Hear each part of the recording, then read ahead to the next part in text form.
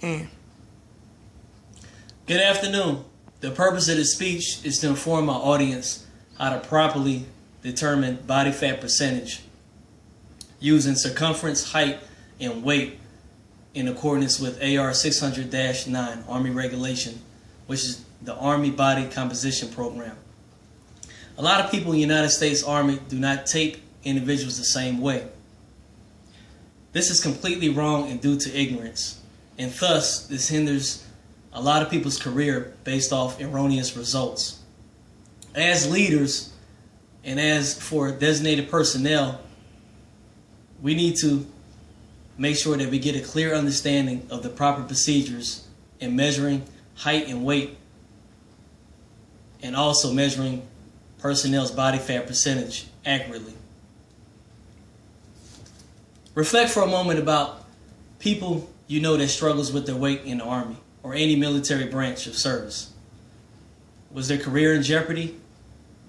Were they given a fair shake in regards to taping procedures? Was the person taping them knowledgeable about the measurement techniques and the circumference and landmark sites? My name is David Qutaishat, and I'm going to share some insight on the proper procedures of properly taping individuals and also height and weight measurements and accurate results. First off, knowing exactly where to tape and how to acquire height and weight measurements is critical. I'm going to use my demonstrator for example. Come up here, demonstrator. Being in the proper uniform is critical. In the United States Army, you need to be in the summer physical fitness attire, which is the short sleeve Army PT shirt and the shorts without wearing any spandex. That's binding or restricting any blood flow. And also wearing socks without any running shoes. All right, go ahead and get on the scale. So they'll get on the scale. Go ahead and step on. Make sure they're still. And by the way, the scales will be calibrated annually to make sure that you get a precise number. Go ahead and step off.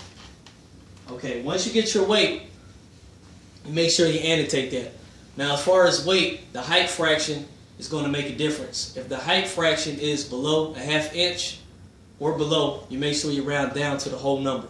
For instance, if it's 120 and a quarter pounds, you're going to round down, so it will be 120 pounds.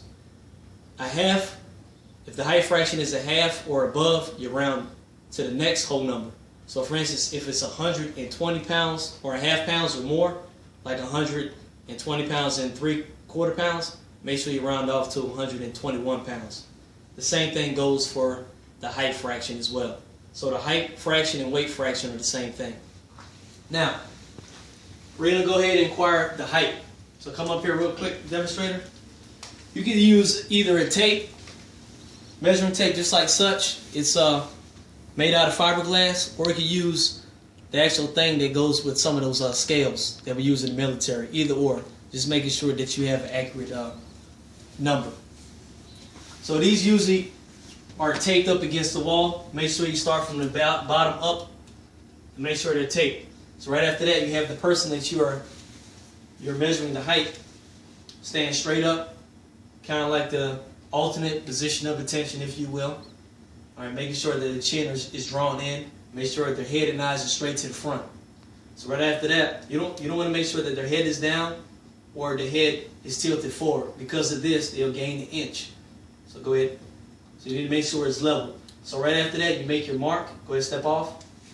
You can use a pen or anything like that, or you can just kind of eyeball the mark. So right after that, you acquire the height. And like I said, the fraction for the height is the same thing for the weight. So if they're 72 inches and a half, it'll be 73 inches. 72 inches and a quarter, it'll round down to the next whole number, which is 72 inches. So now we gathered the height and weight. We need to make sure that they're in compliance. So based off of this that we acquired from the regulation of AR 600-9, we're going to look at the table. So we're going to go ahead and, hypothetically speaking, we're going to say we did it for a male. Right? Let's just say that his height was 68 inches and his weight was 216 pounds, and his age is 33. So based off of this here, you look right here, 68 inches, right? And you look right here, age 33. So you kind of match it up. And he needs to be 179 pounds. But if his weight is 216 pounds, he needs to be taped so we can determine the body fat percentage. Now, if that person was under 179 pounds or under, they will not have to be taped for body fat percentage. That means they automatically are in compliance with the Army regulation. So because of this, they need to be taped. And like I said, in the Army, we don't use steel cloth tape or any other tape. Only tape that we use is the fiberglass. And this is optimal, which is the retractable tape. Come up here, demonstrator. Now, as far as measuring sites as landmarks in regards to males and females, they're completely different. For the males, it'll be the neck and it'll be the waistline, the abdomen. For females, it'll be the neck, the same as the males, you measure it. It'll be the hips and also the waist. Now, when you're taping, you need to make sure you have two individuals.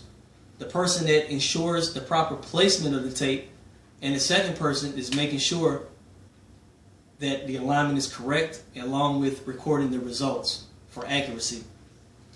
Now, when you're taping the male, you need to make sure that you tape underneath the Adam's apple and it's parallel to the long axis of the neck. And also make sure that their shoulders are not hunched up. Go ahead and hunch your shoulders up. So when you do that, you add inches and the number being accurate. Go ahead and put them down. It's all about accuracy when you're taping individuals. So just like I said, simulate this is Adam's apple. Go all the way around. And like I said, it'll be another person on the other side to ensure the placement, just like such. As soon as you get that number, you go ahead and record it. Same thing for the waistline. You go ahead. When you do the waistline, you do the same thing. You have it right over here as such. You'll have two people. You need to make sure that it is parallel to the navel. Around, make sure it's around the waist. And make sure it's parallel to the ground. Just like such. Go ahead and put your arms down. Now once you put your arms down, then that's when you get that measurement. Now, before you actually record the measurements, you need to make sure you have the neck measurement, then the waist measurement, then you record that. As opposed to doing 3 neck measurements and 3 waist measurements. Same thing for females. You do the neck first, the hips, and then the waist. Alright, when you do the waist for the females, you need to make sure that it's above the navel and below the breastbone. Now for the hips, you need to make sure that you measure the hips from the front all the way to the protruding part of the buttocks for the females to acquire accurate measurements. Thank you. So right after that, you annotate all the measurements on the body fat content worksheet. One's for females and one for males. But we simulated the one for males, which is DA form, Department of the Army form 5500. You place all the measurements as such. So we simulated the waist as 16.50, and then the height, or excuse me, the neck is 16.50, and then the waist is 38.50. And then once you place all the data right in here, the total body fat percentage is 24%. In conclusion, measuring body fat percentage is extremely important. Like I said earlier, it's important to know what you're doing and follow everything in accordance to the regulation. There's a lot of personnel that are not getting a fair handshake as far as personnel being knowledgeable of the measurement techniques and just properly measuring personnel's body fat percentage. And because of this, a lot of personnel are actually getting chaptered out the Army or other branches of services because of erroneous results. Like I said before, it's due to ignorance and it's due to leaders not knowing the correct standard. The more we know, just like knowledge itself, the more knowledge we know, the better personnel would be as far as accurate results. Thank you.